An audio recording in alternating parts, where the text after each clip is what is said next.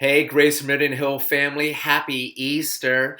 I'm going to be honest, what I would give to be with you in person today, but we can still gather. Let's do that together online at 10:30 for our Easter Sunday service.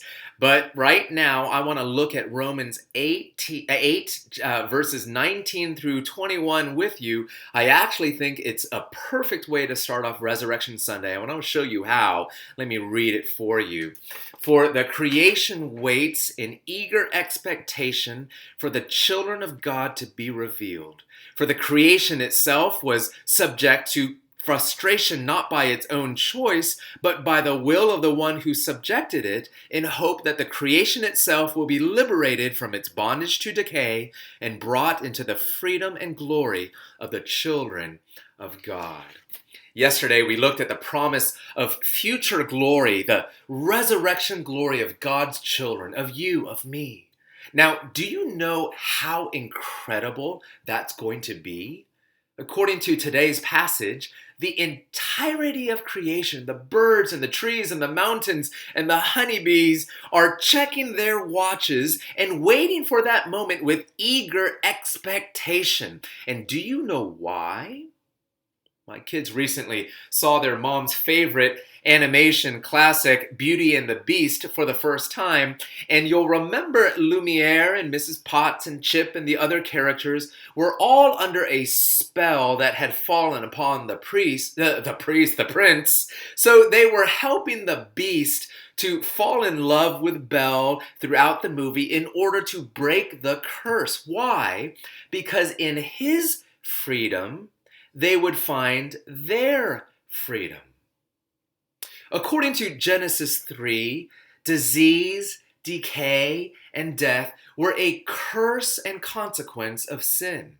When Adam fell, like the prince turned beast, he dragged the entirety of creation down with him. And so all of creation, even now, is subject to frustration and bondage, even slavery to decay and death. These verses remind us that creation eagerly awaits our resurrection, our liberation from sin and death, because, like in the movie, creation is longing for its own resurrection and liberation. It can't wait. Here's a word of hope. Christ defeated death and rose from the grave. That's what we're celebrating today, Easter. And one day, if you are united with Christ, you too will overcome death and rise bodily also. And here's the clincher. In our resurrection, all of creation will find its resurrection too. See, our hope is not simply that in a few months the virus will fade away. I mean, let's pray that it will. But our supreme hope is that one day we're going to be freed from disease, pandemic, and death forever. Coronavirus has an expiration date. Death has an expiration date.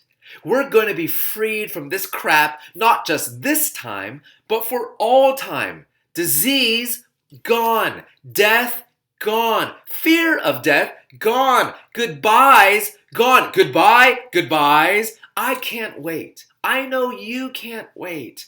You know who else can't wait? The tree outside your window, the cat in your alley, all of creation. You know what that means? You're not alone. You're not the only one who aches for relief and freedom from all of this. Do you know today that every part of God's creation is rooting for your freedom, your resurrection? And guess what? It's gonna happen, you beast, you. Have a great day today, Easter Sunday, living in light of your resurrection.